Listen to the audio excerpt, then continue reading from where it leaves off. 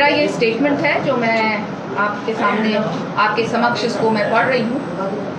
प्रिय पत्रकार बंधुओं, विधानसभा परिषद में आपका स्वागत एवं अभिनंदन करती हूँ। जैसे कि आप जानते हैं कि मैंने अपने माध्यम से अपनी मंशा, आपके माध्यम से अपनी मंशा प्रदेश के सामने रखी थी और कहा था कि युवाओं को निराश नहीं होना है और मेरा पूरा प्रयास रहेगा कि मैं प्रदेश के युवाओं के आशाओं व अपेक्षाओं पर खरी उतरने का प्रयास ईमानदारी से कर सकूं। मैंने ये भी कहा था कि मैं अनियमितताओं को लेकर कठोर निर्णय लेने में संकोच भी नहीं करूंगी। आज 23 सितंबर है और ठीक 20 दिन पहले 3 सितंबर को यहीं पर हम आपने बातचीत की थी। तब मैंने ये वादा भी किया था कि जल्द ही मैं आपसे दोबारा मुलाकात करूंगी। मैं आप सबको सूचित करना चाहती हूं कि मुझे कल देर रात विशेषज्ञ समिति से जांच रिपोर्ट प्राप्त हो गई है। आप जानते हैं कि मैं कोटद्वार में थी और मैं वहां से जब लौटी तो मुझे खबर आई कि रिपोर्ट तैयार है, पूरी रिपोर्ट तैयार है। It is not an interim report, report तैयार है, इसलिए वो मुझे सौंपना चाहते हैं। समिति ने यह सराहनीय कार्य किया है, मैं अप्रिशिएट करूंगी हमारी समिति को। तीनों ने लगातार 20 दिन तक दिन रात मेहनत की है। शनिवार रविवार की भी उन्होंने परवाह नहीं की है और साथ ही साथ अपने विधानसभा सचिवालय के जो मेरे अफसरान हैं उन्होंने उस समिति के साथ पूरी तरह से उनको कोऑपरेट किया है, उनके साथ रहे हैं और जब भी कुछ भी कागजात उन्होंने मांगे हैं वो उन्होंने उन तक पहुंचाए हैं। समिति ने सराहनीय कार्य किया है और निर्धारित अवधि के पूर्व ही रिपोर्ट सौंप दी है। पूरी रिपोर्ट 2014 पेज की है, लेकिन इसमें संलग्न भी शामिल हैं, जबकि केवल रिपोर्ट की अंश जो है वो 29 पेज के हैं। समिति ने विधानसभा सचिवालय के रिकॉर्ड का परीक्षण करने पर यह पाया कि वर्ष 2016 तक, वर्ष 2020 तथा वर्ष 2021 में जो तदर्थ नियुक्तियां की गईं उनमें अनियमितताएं थीं तथा इन भर्तियों में विभिन्न पदों के लिए निर्धारित नियमों का पालन नहीं हुआ है।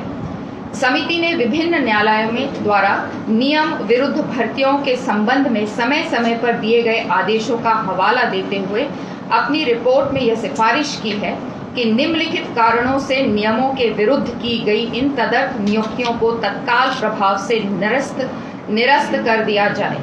समिति ने वर्ष 2016 तक 150 तदर्थ नियुक्तियों, वर्ष 2020 में 6 तदर्थ नियुक्तियों तथा वर्ष 2021 में 72 तदर्थ नियुक्तियों की पहचान कर उन्हें निरस्त करने की सिफारिश की है।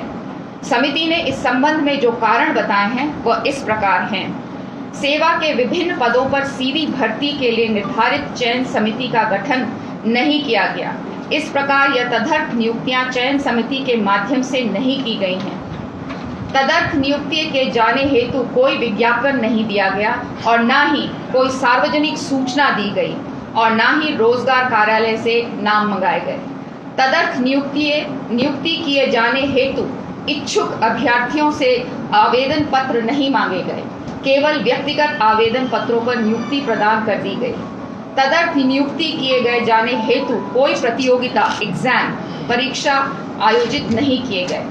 इन तदर्थ भर्तियों के लिए सभी पात्र एवं इच्छुक अभ्यर्थियों को समानता का अवसर प्रदान नहीं करके भारत के संविधान के अनुच्छेद 14 एवं अनुच्छेद 16 का उल्लंघन हुआ है। जांच समिति ने अपने रिपोर्ट में इस बात का भी उल्लेख किया है कि कार्मिक विभाग के 6 फरवरी 2003 के शासनादेश द्वारा विभिन्न विभागों के अंतर्गत तदर्थ, संविदा, नियत वेतन, दैनिक वेतन पर की जाने वाली नियुक्तियों पर रोक लगाई गई है।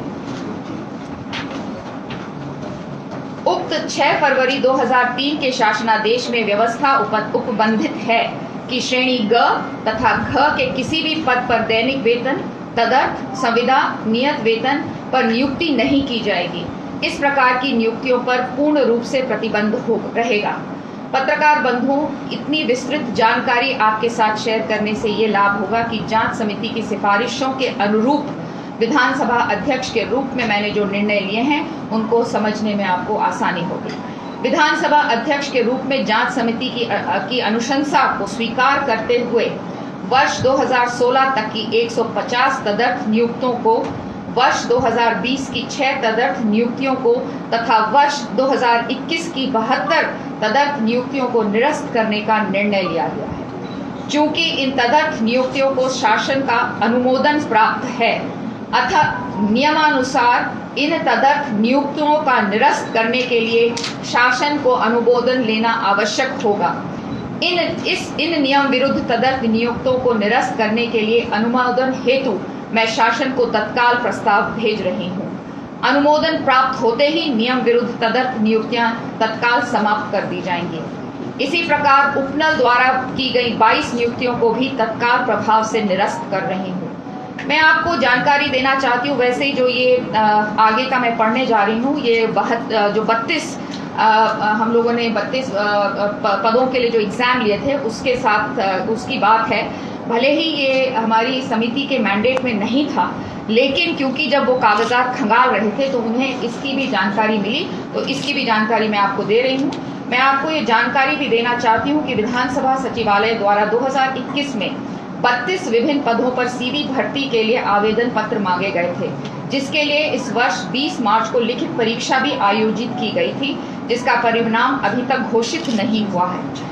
इस परीक्षा के लिए लखनऊ की एक private agency Messrs RMS techno solutions private limited को चयन किया गया था।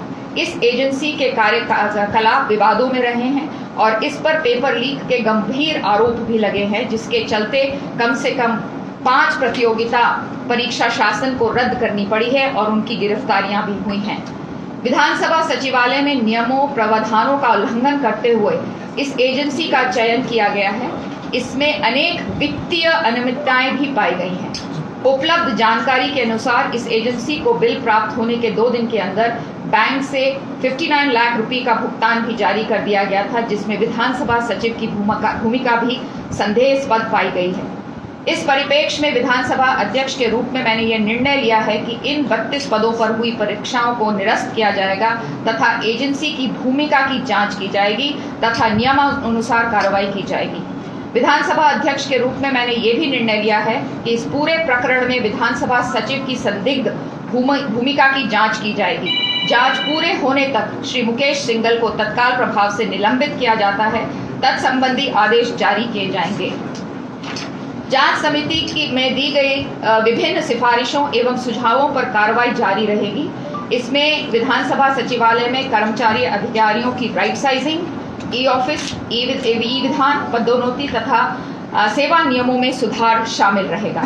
अतः मैं पुनः अवगत कराना चाहती हूं कि वर्ष 2016 तक की 150 तदर्थ नियुक्तियां, वर्ष 2020 की 6 तदर्थ नियुक्तियां को तथा वर्ष 2021 की 72 तदर्थ नियुक्तियों को निरस्त करने के मेरे निर्णय के अनुमोदन के लिए प्रस्ताव शासन को तत्काल भेज रही हूं। आपको तथा धन्यवाद। आपको और आपके पूरे परिवार को नवरात्रों की भी ढेर सारी शुभकामनाएं। धन्यवाद।